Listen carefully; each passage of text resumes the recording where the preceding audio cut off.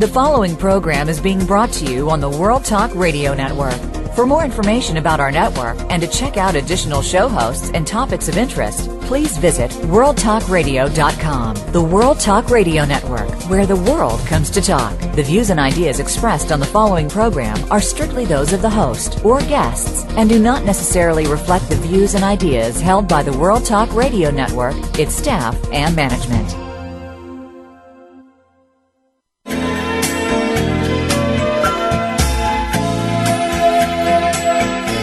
You're listening to Star Style, Be the Star You Are, with hosts Cynthia Bryan and Heather Brittany. Be the Star You Are is a 501c3 nonprofit corporation to improve literacy and positive media. All contributions and donations are tax deductible. To comment on today's show, please call in toll-free at 1-866-613-1612. That's 1-866-613-1612. Or send an email to info@bethestaryouare.org. Now back to Star Style, Be the Star You Are, with the Oprah of the airwaves, Cynthia Bryan. Be the star you are. Well, hello, Power Partners, and welcome to radio's finest hour of power, Star Style, Be the Star You Are, a program of positive book talk with authors and experts that help you excel in life. My name is Cynthia Bryan, and I'm always thrilled to be your personal growth coach right here on the airwaves to help you expand your energy and to live your dreams. So we want you to get ready to pump up your love. We want you to learn. We want you to laugh, to listen, and, of course, to do what you love and to read books and to enjoy some positive media. Today's show is going to be a rather interesting one. It's sort of a hot and smoky. It's a show that is going to be weighing in about global obesity that's perpetrated by the U.S. media. Heather and I will be speaking about that in our first segment. And then followed that, we're going to be talking about two books from Dr. Ellen Kirschman, I Love a Cop and I Love a Firefighter. And that's going to be in segment 2. And then in our final segment, we are going to dissect a dynamic model for life mastery with Dr. Alfred Nkut's book on leadership for success.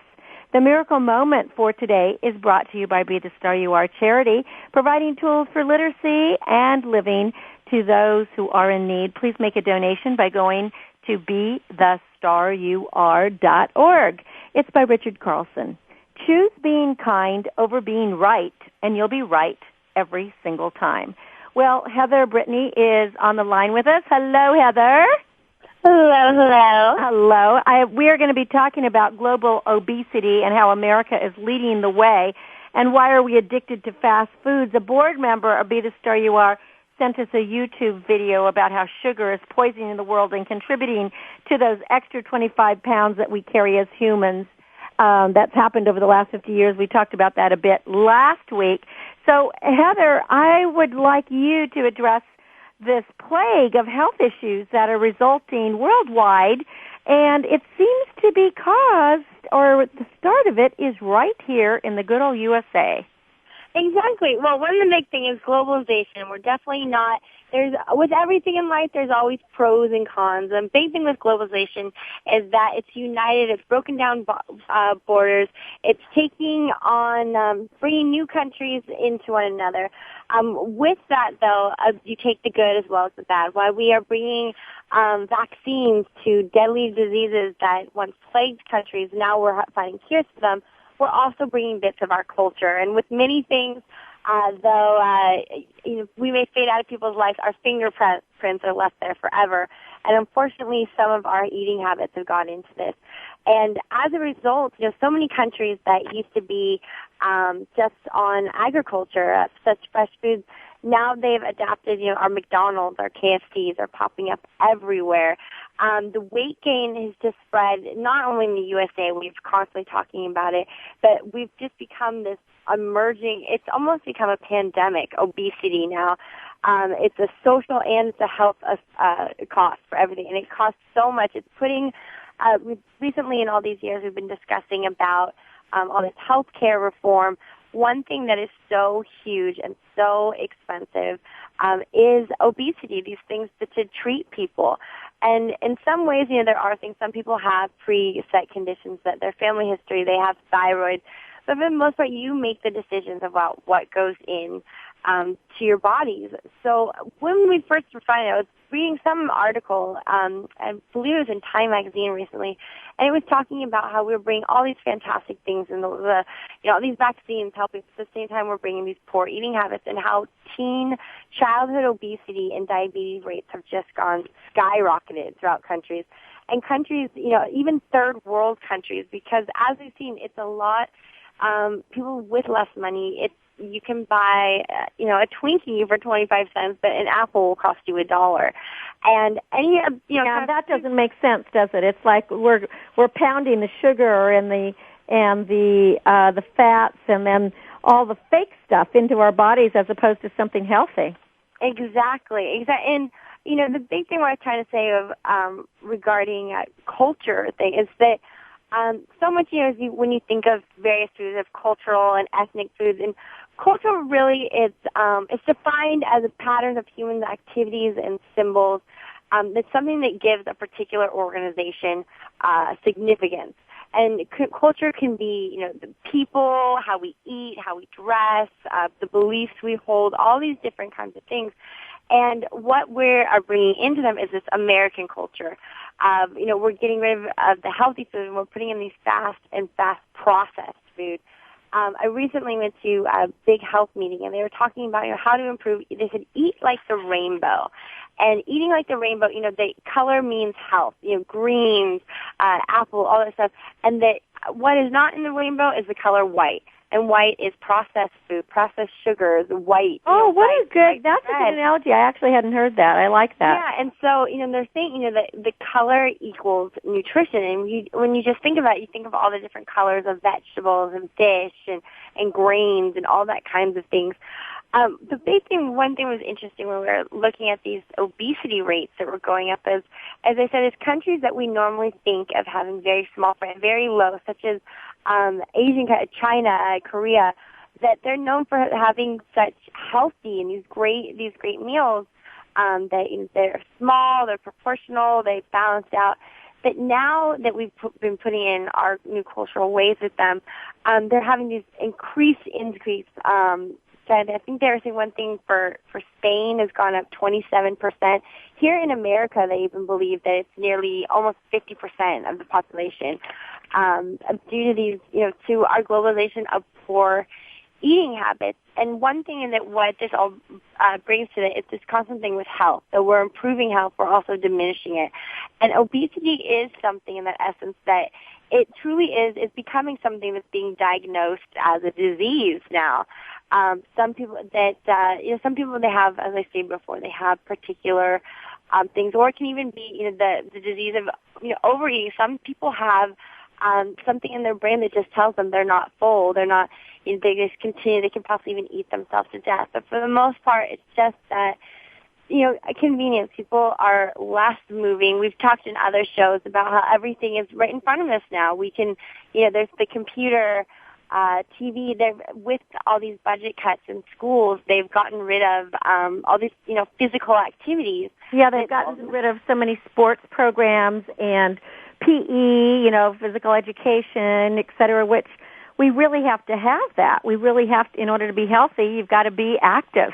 And especially when kids are young, they really got to learn. They have to maximize their bodies by working them out. But if they don't learn it at an early age, they're not going to develop good habits for the rest of their life.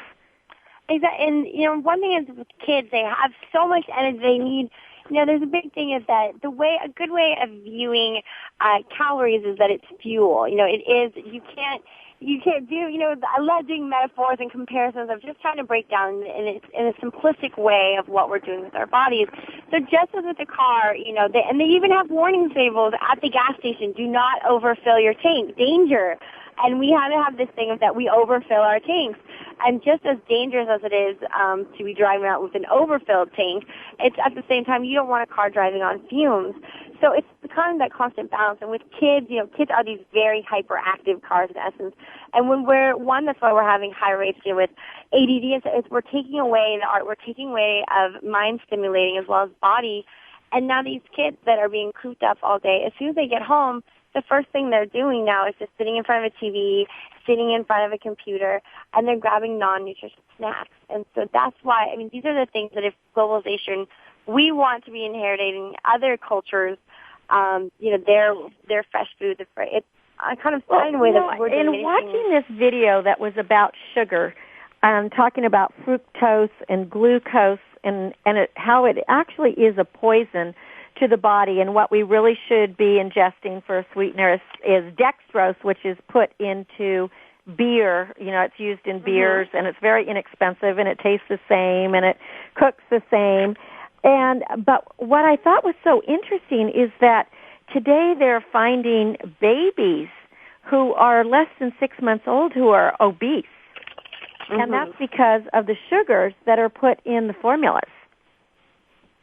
Yeah, and that was actually something, I watched the same video, and something that was interesting.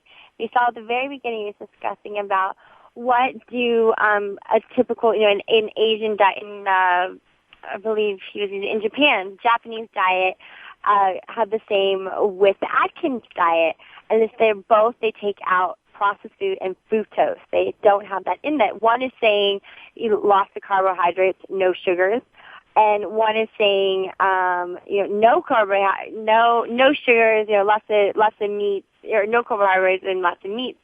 And that's really just the only thing that they have in common is that they don't have the sugars. Both of them don't have sugar. But they exceed, certain success under is that sugar is lurking in everything. It's surprising me just to read your labels. And one way if people say they don't understand how to read your label, when you look at ingredients, the first ingredients, actually the way the ingredients are listed is in what the percentage of it. So if your first ingredient is milk, that means that product has the highest percentage of it. That's why sometimes when you read down at the bottom, that's when it starts saying those crazy words you can never pronounce. And in the first part, you don't want things like that. But usually the first three ingredients, so it's always interesting. I like comparing that if you've ever seen cheese and cheese product. And that's something, too, when you're looking for food.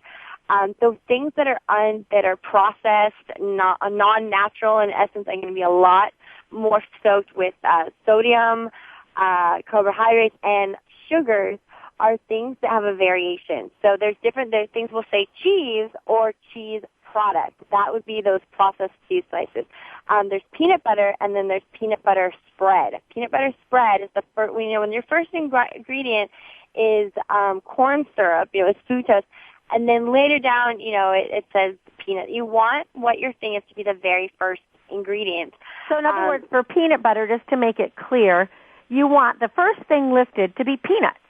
Exactly. You don't want it to be peanut spread because that's going to be oil. What you want to say is milk, not oil. And with so many things that pumps with all these oils and the sugars and the sodiums, all these things that your body isn't made to digest this stuff. That's why so many people have so many gastrological incidences.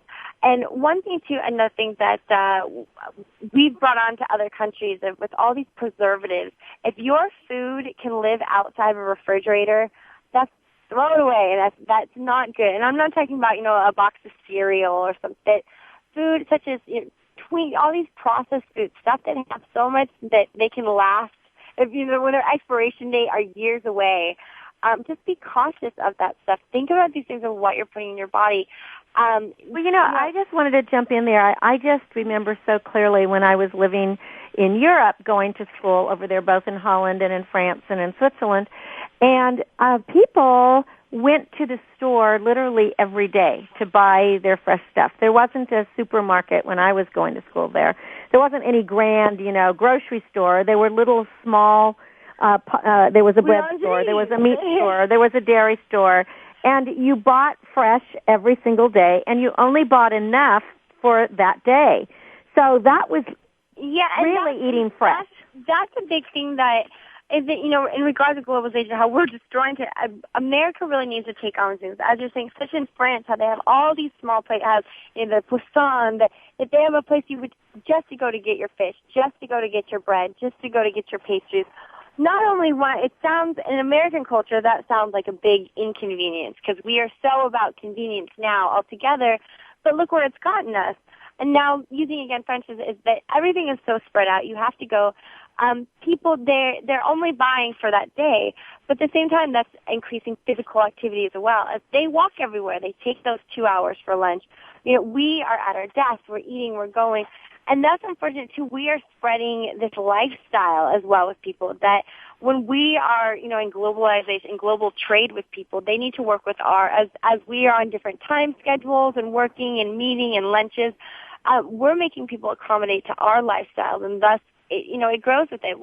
You go to another country now, and it doesn't matter whether it's China or it's Italy, and McDonald's is packed. And I'm not trying to say anything bad about McDonald's, but the point is that fast food has become a way of the world, and it's American fast food.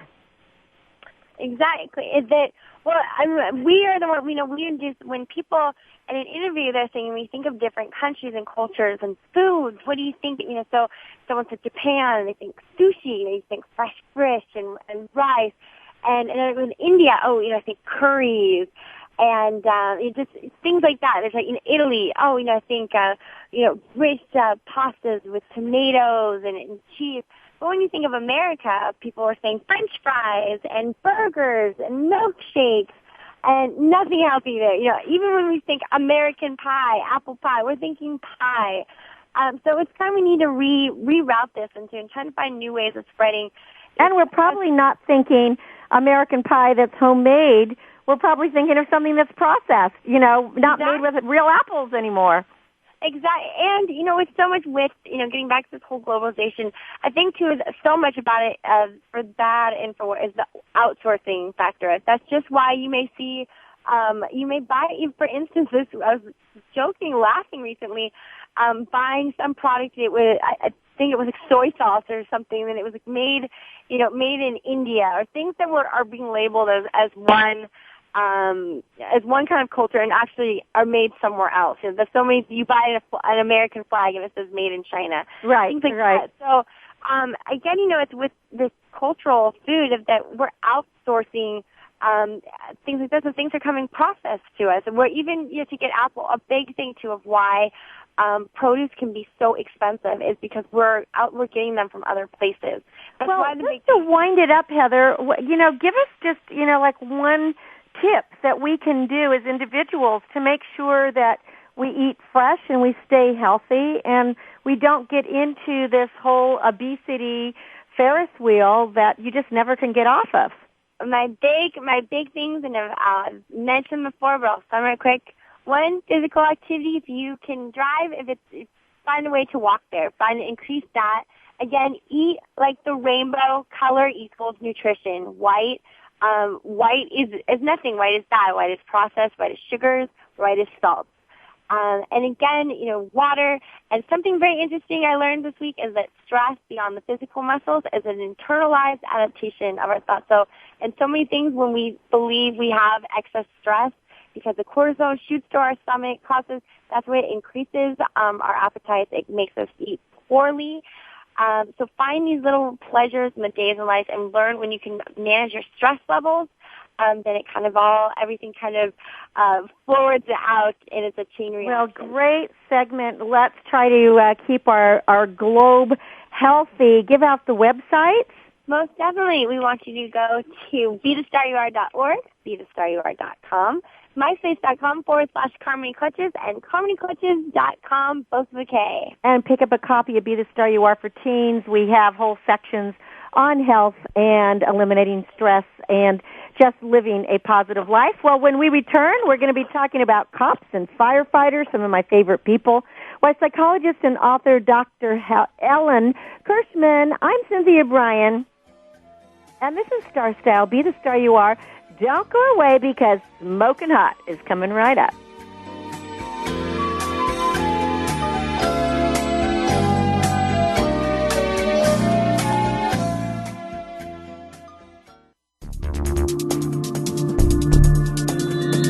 Listen. Listen.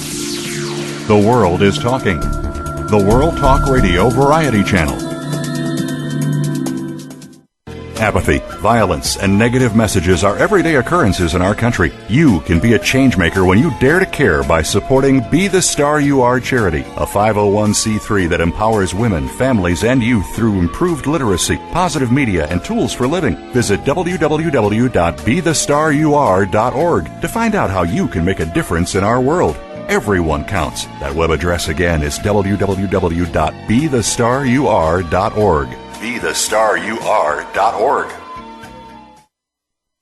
Are you living your dreams? Want to create a life you love but don't know how to begin? Lifestyle coach and personal growth expert Cynthia Bryan has jump-started the lives and careers of clients for over 2 decades with her signature Star Style consultations with personalized sessions by phone or in person. You'll turn your passions into profits. Visit www.cynthiabryan.com or call 925-377-STAR. That's cynthiabryan.com or call 925-377-7827.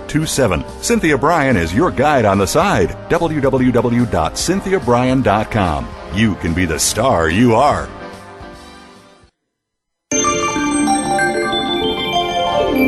You're listening to the World Talk Radio Variety Channel.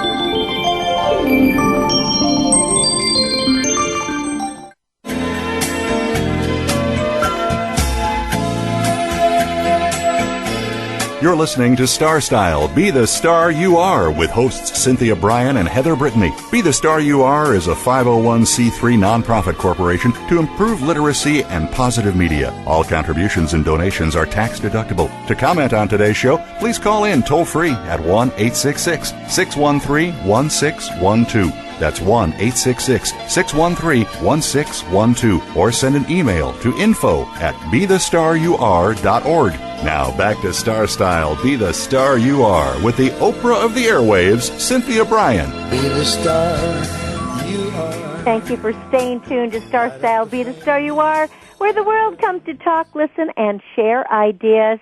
Every week we bring you the top authors whose books are making a positive difference in the world. Pick up a book today. It's like a garden in your pocket. Well, nothing worth doing is easy, and that includes loving a cop or a firefighter.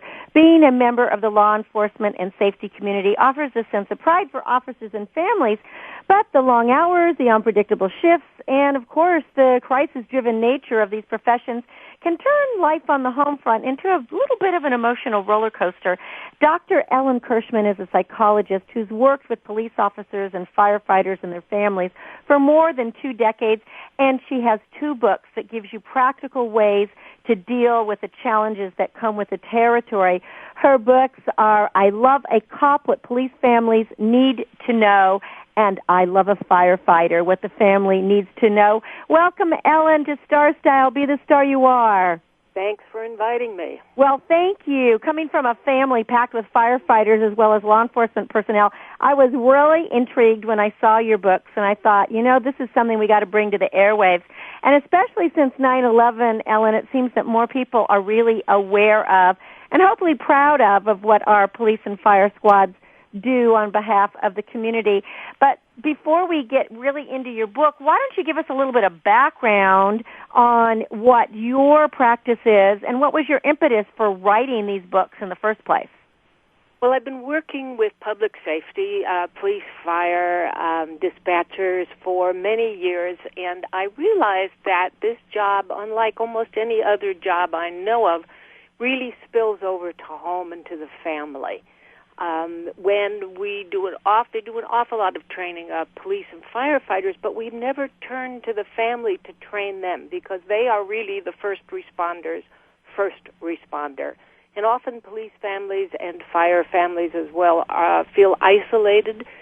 They may be dealing with things that they just simply don't know how to deal with. And I wrote the book because I thought I could help families figure out what they can and cannot control about how the work spills over to home and how they can be supportive of their spouse. And what's so interesting about your books is that they have become almost required reading in both the police forces and the fire departments, because they are so helpful, because they're really packed with stories, true stories from the field, from the fires, from the occasions that really help explain what's going on, and it can help the families cope a little bit better. I mean, talking with firefighters, it's like, who runs into burning buildings? Everybody else is running out. They're running in. What kind of person is doing this? So we have to understand the psychology of what makes these men and women go into this profession in the first place. It really is about service, isn't it? Well, it is about service and really wanting to make a difference. And it's wanting to be part of something that is important and of which someone can be very proud. So, and this is a special group of people. As you said, not everybody can do what people in the police and fire can do, and that same thing goes for their family. They really are a very independent and different breed of folk. I know you talk about in your book, I Love a Firefighter, how your brother, you went to fire school so that you could understand what was going on, and that your brother had been a volunteer for many years, but you didn't even realize what it was like in a burning building filled with smoke, and he had never said anything because he just assumed. And I totally get that. My father was a volunteer firefighter, 45 years as a volunteer firefighter in the country, and he was captain for most of those years. And as a child, we got to go out on burns.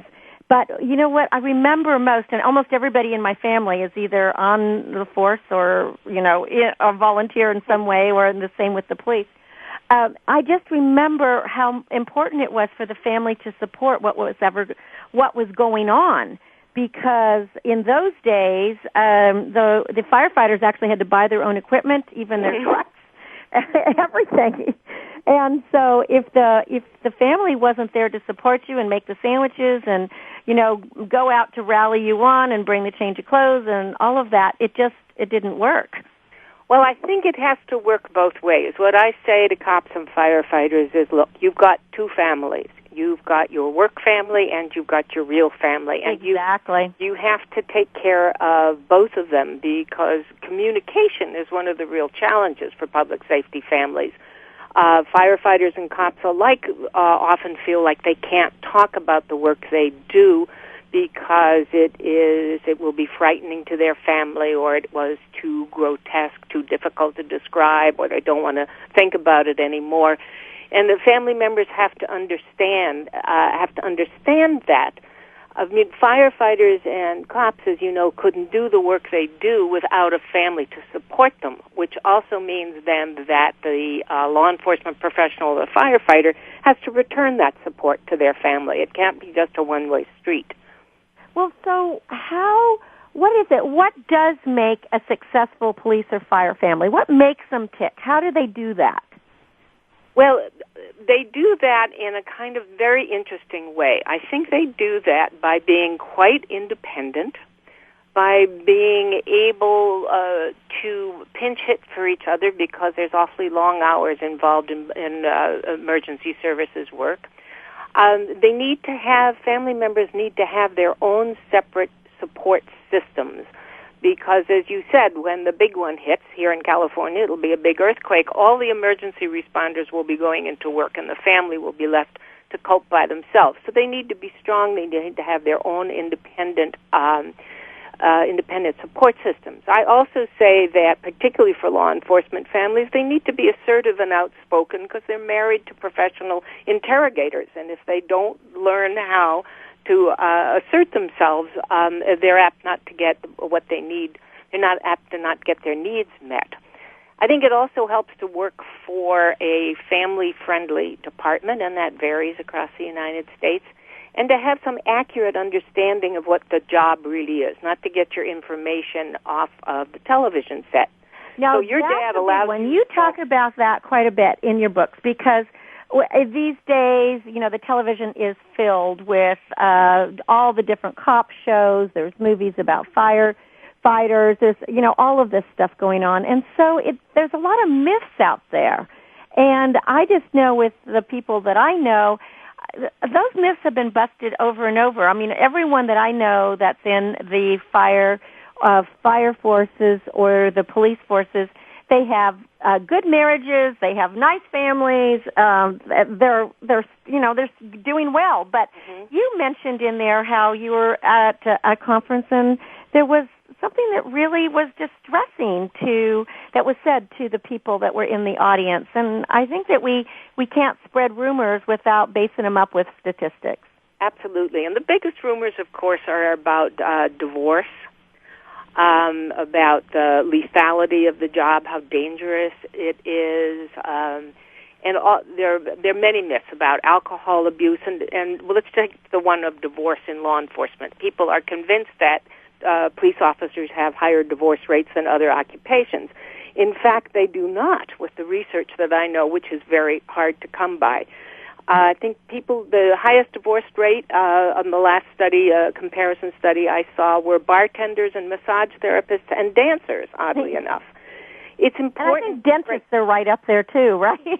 Dentists? Well, they weren't on the list. Oh, good. That's good to know. The most recent one I saw. It's important to bust those myths, as you say, because if you are a police family in trouble and you think you're destined to get divorced, because that's what happens to cops, why would you look for help? Well, and then if that's all you think about, that's what you attract to you, because what we think about and talk about comes about. So we really need to not think that way. You know, you brought up a really good point in talking about some of the things that the safety service people see can be just heartbreaking, whether it's airplane crashes or, car accidents or terrible fires or murders or et cetera. And it does take a special kind of person that can cope with that. I know I have a relative who is CSI, and this is a woman, and she's quite young, and she's just really great at coping. But what she says helps her so much is that she came from a really strong, caring family background, and that she never talks about in detail about the incidences, but she's able to talk about how she feels about things with her spouse.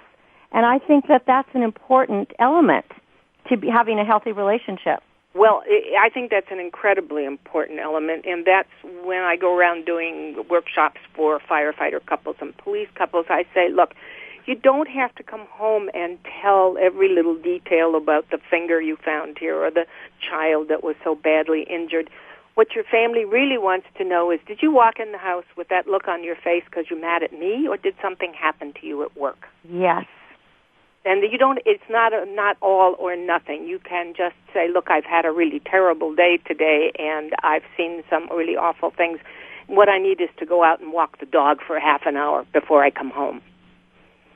Yeah, that is a wonderful point. I wanted to tell our listeners we are speaking with Dr. Ellen Kirschman. She is the author of I Love a Cop and I Love a Firefighter, and she provides organizational consultation, training, and crisis intervention to fire departments and police departments, and of course she speaks everywhere. Her website's ellenkirschman.com, and these are really important books because it is what the families need to know. You know, something that's really great about your books, at the end of each chapter, you provide a tip sheet. It's tips of how people can move forward, practical tips for the family.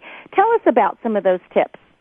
Well, after working with police and fire families for so long, they're very practical people, and they don't want theory. They want to know what to do about something. So, for example, in one of the chapters on what you can't change about what's going on, what I call the givens, I tell police officers and families to be as self-sufficient as possible for emergencies, that I encourage them to learn to work around shift work, which is quite difficult, and, ways to plan holidays that are more unusual than what we think of as the normal holidays, to take time to talk individually and as a family, to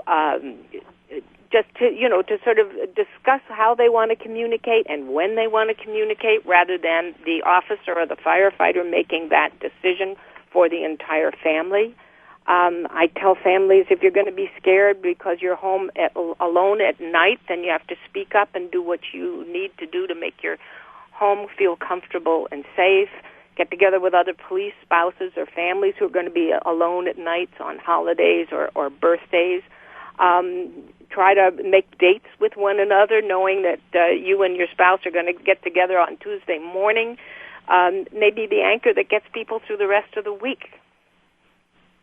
You know, I think all of this that you're saying is so crucially important, because when you mentioned and you talk about the shifts that they have, I mean, firefighters, depending on the department, you know, they can be on 3, off 3, on 4, off 3, or I know if there's a big fire somewhere, I had a relative that was gone 57 days this year without being able to come home or see family. 57 days. Mm-hmm. And so I think it's very crucial that the family members, as you say, learn to be independent. They have to have their own life outside of whatever it is that their safety partner is doing, and they do need to be self-sufficient. I don't think you get into a relationship with a police or a firefighter thinking they're going to save you. You better save yourself first. Exactly. And fortunately these days we have all these electronic ways of communicating with each other, because I think one of the things we're seeing since September 11th were long deployments and knowing that people may not be home for quite a while. So that it is important to try to figure out a pattern for your family. Particularly small kids need to keep in touch with their parents if their parents are away. And, you know, the great thing is now with, as you said, you know, with cell phones and texting and all of that, there's usually a way to keep in touch, which we didn't have 20 years ago. That's right. So that was a huge, huge difference. And I think it also helps the safety person who is deployed, because they're lonely. They're missing out on a lot of things, and that they really need to keep in touch with their families to keep grounded. Yes. Not to feel left out. Well, and they do miss, you know, there really aren't any plans. That's the thing. They could miss birthdays and holidays, even though it might be their days off. If they are deployed, they're deployed. I would think it must be a bit like being in the military, although the military, you're even gone for longer periods of time. Is that an area that you work in as well? No, I haven't really worked in that area. I know that many of our returning combat veterans and people who were in the National Guard come out of the police and fire world, so that many of my colleagues are involved with helping people readjust to their jobs back here in the United States. But I myself have not been directly involved. Well, I think that you probably have enough on your plate. I do. With the safety personnel and the families that you are working with. Well, let's give out your website, Ellen. These are 2 fantastic books, and for all the listeners out there who have a family member or a friend or a loved one that is a police officer or is a firefighter or in any of these safety positions, these are books that you really want to read, because it can help you cope and live a full life and enjoy being together. The books are I Love a Firefighter, What the Family Needs to Know, and I Love a Cop, What Police Families Need to Know. The author is Ellen Kirschman, and your website, ellenkirschman.com. I think we should spell it, don't you think, Ellen? Oh, you do? Yes. I do, because the Kirschman, because I know when I first spelled it, I left out the C. Kirschman is Kirs. Schman. Exactly. And I welcome hearing from anybody. Thank you so much, Ellen, for joining us and for all the work that you do on behalf of the families and our firefighters and our police. I have to tell you, I don't think I've ever met a fire person that I haven't absolutely loved, and I feel that we're all very indebted to our police force as well, and the training is getting better and better every day. So thank you for what you do. Well, these are very special people, and they deserve all of the support that they can get. It's been my privilege to work with them. And I totally thank you for agree. inviting me. Thank you, Ellen. Ellen Kirschman, author of I Love a Cop and I Love a Firefighter. When we return, we'll meet Dr. Alfred Nkut, who helps us become a success master with his enlightened book, Leadership for Success. I am Cynthia Bryan, and this is Star Style, Be the Star You Are. We'll be back in a bit.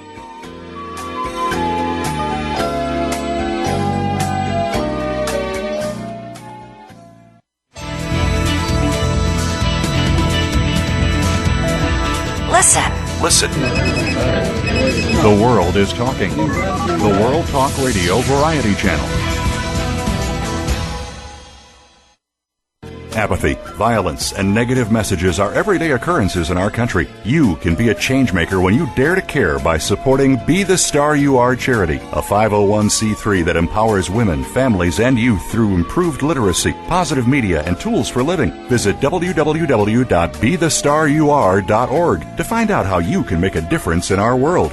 Everyone counts. That web address again is www.bethestarur.org. BeTheStarYouAre.org. Are you living your dreams? Want to create a life you love but don't know how to begin? Lifestyle coach and personal growth expert Cynthia Bryan has jump-started the lives and careers of clients for over 2 decades with her signature Star Style consultations with personalized sessions by phone or in person. You'll turn your passions into profits. Visit www.cynthiabryan.com or call 925-377-STAR. That's cynthiabryan.com or call 925-377-7827. Cynthia Bryan is your guide on the side. www.cynthiabryan.com. You can be the star you are. Apathy, violence, and negative messages are everyday occurrences in our country. You can be a changemaker when you dare to care by supporting Be the Star You Are charity, a 501c3 that empowers women, families, and youth through improved literacy, positive media, and tools for living. Visit www.bethestarur.org to find out how you can make a difference in our world. Everyone counts. That web address again is www.bethestarur.org. BeTheStarYouAre.org.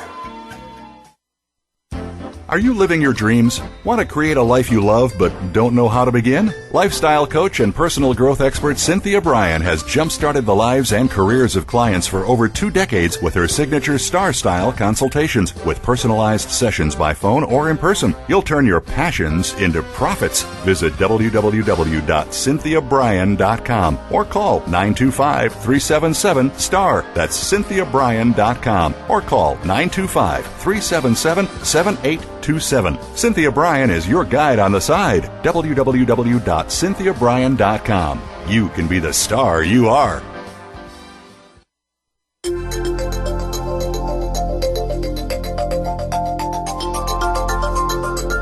The World Talk Radio Variety Channel, where the world comes to listen and talk.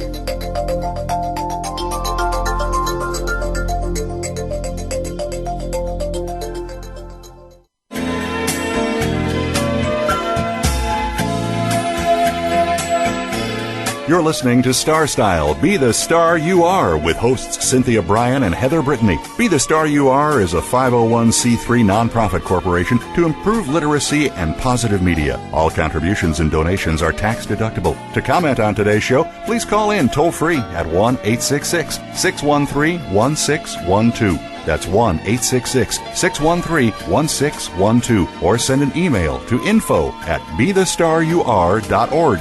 Now back to Star Style, Be the Star You Are, with the Oprah of the airwaves, Cynthia Bryan. Be the star you are. Well, we really have a power segment for you now. Thanks for staying with me. I am Cynthia Bryan, and this is Star Style, Be the Star You Are, where we bring you the authors and experts every week that help you excel in life. Well, heralding from Cameroon, West Africa, Dr. Alfred Nkut is an accomplished physician, entrepreneur, and philanthropist. His avid interest is providing a dynamic model of influence and the psychology of winning to help our performances go from good to great. His fantastic book is Leadership for Success, Dynamic Model of Influence. Welcome, Dr. Nkut, to Star Style, Be the Star You Are. Hi, thank you very much. Well, thank you very much. I have been reading your book all week long, and it is so marked up with yellow marker because I have found so many tidbits and gems of wisdom that I hardly even know where to start. But what I thought that what we should talk about is how you were brought up in Cameroon, West Africa, and what your family was like, because I was so, I was saddened, and at the same time I realized it made you the man you are, to find out how your father treated all your other brothers and siblings and given them lots of money and giving you a total of $5 to survive on. But this is what pushed you to become successful. Would you talk about that, how sometimes we have to go through the struggle to realize what our real purpose is? Well, I must thank you for giving me this opportunity on your program. Regarding how my childhood, I had a very rich childhood. It was accidental in so many ways, come to think about it, but it was fulfilling, and it was an eye-opener to me in so many ways. I hail from a family of so many children, step-brothers and step-sisters, and so many things happened when I was in Cameroon during the holiday. And as I do explain, it's really a story of adversity. It's how adversity can actually bring out the giant in us. And that is exactly what happened to me. My father, during a 3-month-long holiday where we were working, all of us working very hard and trying to help him build his business, and right at the end of when we were leaving to go to the cities, he called all of us, and we were standing in a line. Some of his sons took hundreds of dollars, even thousands. And I hail from the side of the family where my father didn't like me so much. He didn't like my mother. And it's strange. Why should you have many children and then sort of categorize them in those that you favor and those you don't? But that's the reality. So he gave me something that was about $5, and it was just enough to pay my transport to leave the village and go to the cities. So when I arrived the cities, I had nothing. So I had to go here and there and borrow money and, tip my hat to people that, think about what that does to my self-esteem. And I had to do jobs even during when I was in school, go around and sell coconuts, sell candy, and, just to have enough money and pay for my I can just admit, you wrote in your book, Leadership for Success, that you were really sad for about 3 days, and then you decided to pull it together, that you were on your own, and you were going to make your life on your own. And of course, the word got out in the village, which wasn't good for your father, that he had treated you thus. Yes, absolutely. You've got it exactly right. I would just lay in bed for 3 days, and tears were just, rolling down my cheeks. This is a true story. Yes, and, but you know what? When I look at the time, it had to be extremely painful for many reasons. Painful because you were singled out, that he didn't like you, even though you had worked hard. He didn't give you what you deserved. But the reality is that it gave you a determination to be successful, and it turned you into such a good man that you wanted to become a philanthropist, that you wanted to be a leader, that you wanted to help other people succeed, that you wanted to encourage others. And this is what I get out of your book, The Leadership for Success, is that you have studied many great leaders. I know that you talk about the master key system a lot from Charles Hanel, which is from the early part of the 20th century. Yes. That is a fascinating system. Not many people know about it, but it really helped you. Indeed. I'm not sure that I could put it better the way you did. I love the way you have described it. That is perfect. And all of this, to me, is in retrospect, because at that particular time, of course, I was saddened. And when I cried and cried and cried, it was genuine. It was spontaneous. I wasn't faking it. And it was, and my mother wanted me to be loyal to my father. So she was always saying, well, whatever my father does, I should listen to him. At that time, I didn't know. So it is actually in retrospect that having grown up and having become more experienced, I could then look back and say, oh, look at what adversity brought me. And see, this is part of what you talk about in Leadership for Success, which is your book, Dynamic Model of Influence, Become the Success Master You're Destined to Be, is that very often, before we can reach self-actualization and really find our self-esteem, we do have to go through adversity. And there may not be an easy way around it, but it makes us a better person. You have different techniques. You talk about the affirmation technique and the visualization method. Could you discuss it just a little bit more, how it helped you?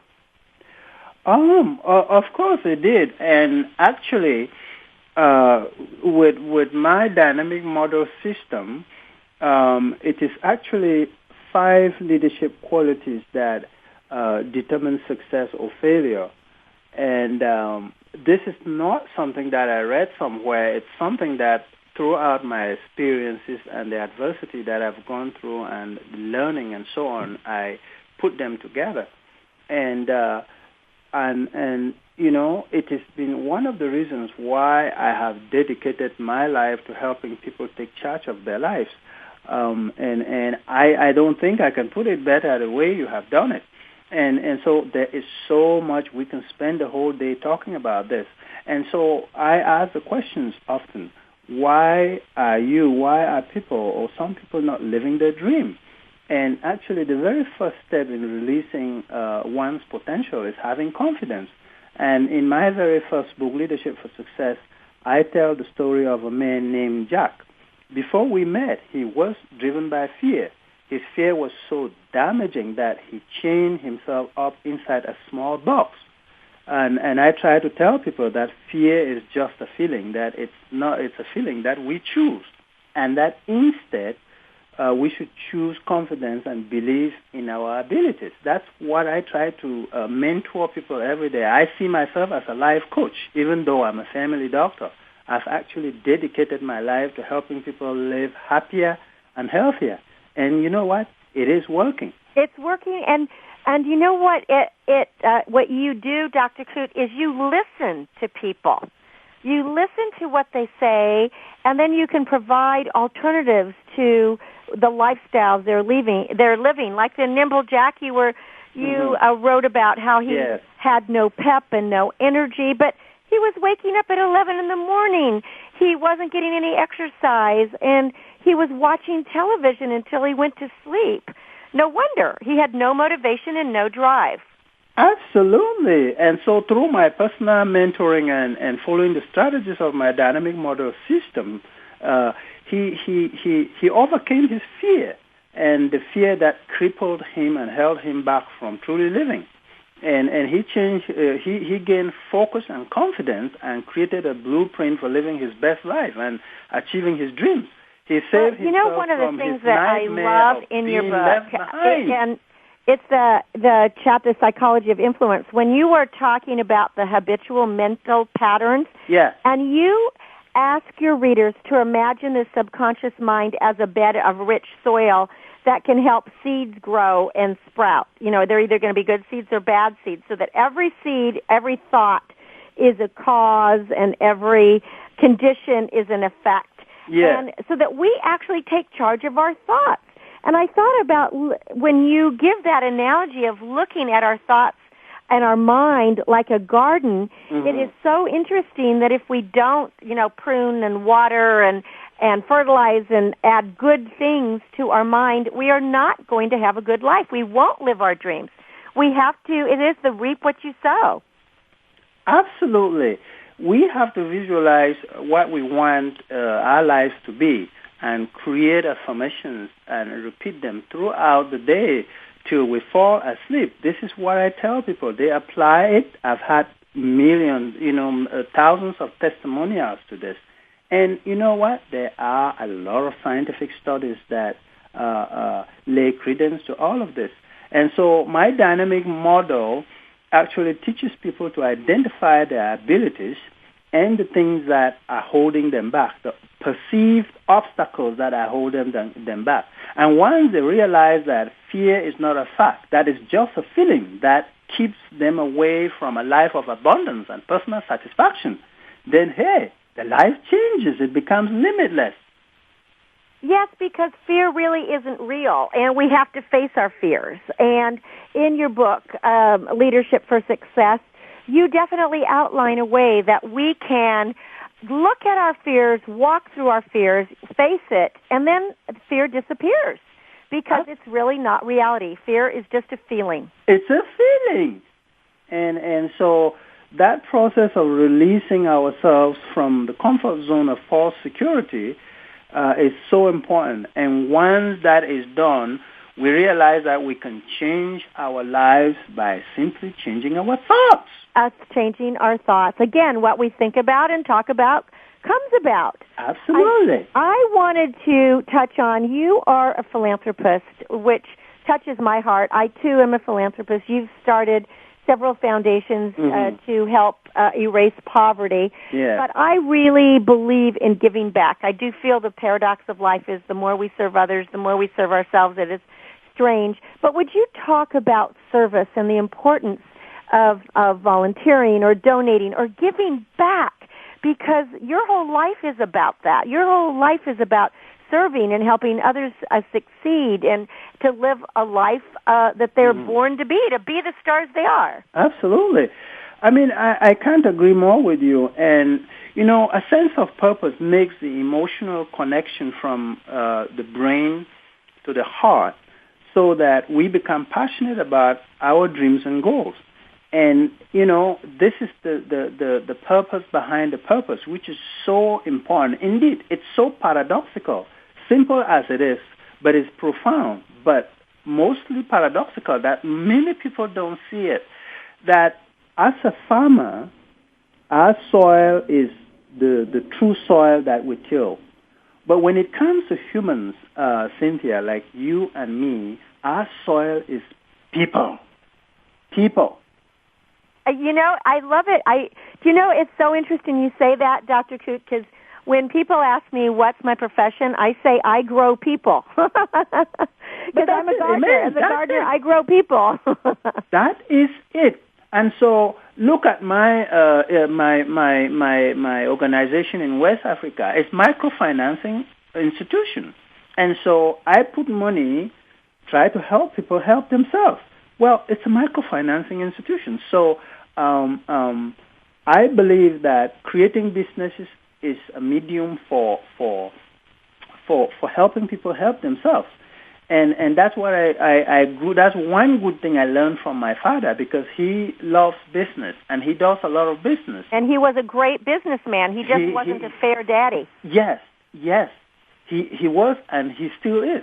And so I help people help themselves by giving them money. Of course, they help themselves, but it also helps me because it makes me lots of money. And it also makes you happy, I would think, too.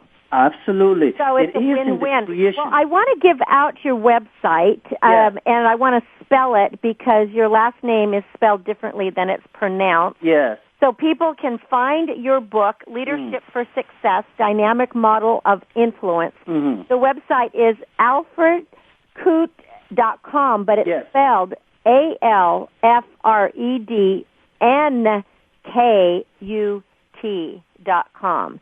Did I get that correct? You got it perfectly. Okay, so we want people to go there. And I understand that you're going to be writing another series of inspirational books. So I hope you'll come back to our show to share those, because you're going to be releasing Seeking Inner Peace and Dream and Succeed, an inspirational day book. Very soon, the rest of the Dream and Succeed and so on, they would be released as well. Well, we can all learn so much from you as being an entrepreneur, being a good person, and making a difference in the world. So please pick up a copy of Leadership for Success, Dynamic Model of Influence. If you really want to have some life mastery, Dr. Nkut has a lot of great advice and tips and examples and stories in here. It is such a great pleasure to meet you, Dr. Nkut. Thank you for your donation to Be the Star You Are and for supporting the charities that you do. Thank you very much for having me. Oh, this has been a pleasure. And thank all of you for being a listener. As you go out in the day-to-day, remember, no one's ever walked this earth with your exact combination of inborn and acquired strengths, weaknesses, talents, and experiences. You are one of a kind, and you have the power to love yourself and become the person you want to be. Be the star of your own life. Take a look in the mirror and admire yourself. My aim is to encourage, inspire, inform, and motivate. And until we celebrate next week, my name is Cynthia Bryan, and this is Star Style. Be the star you are. I'm thanking you, and I encourage you. Be the star you are. We'll visit next week. Have a great one.